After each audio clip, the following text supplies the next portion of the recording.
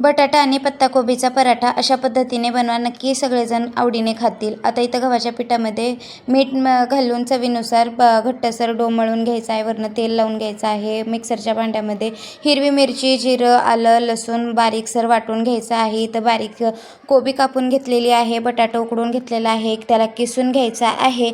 आणि आता इथं कढईमध्ये तेल टाकून सगळं मिश्रण टाकून घ्यायचं आहे, वाटून घेतलेलं. आणि आता फ्राय करून घ्यायचं आहे. आणि पत्ताकोबी वरनं टाकून द्यायची आहे. चवीनुसार बीट टाकून घ्यायचं आहे, म्हणजे पाणी सुटेल त्याला.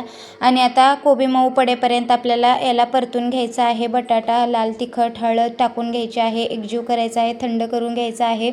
आणि एका गोळा घ्यायचा आहे पिठाचा, त्याच्यामध्ये सारण भरून घ्यायचं आहे. आणि मस्त असं पातळसर लाटून घ्यायचं आहे. खालनं वरनं तेल लावून तव्यावर मस्त खमंग पराठा भाजून घ्यायचा आहे. बघू शकताय, मस्त खमंग पराठा रेडी आहे. धन्यवाद.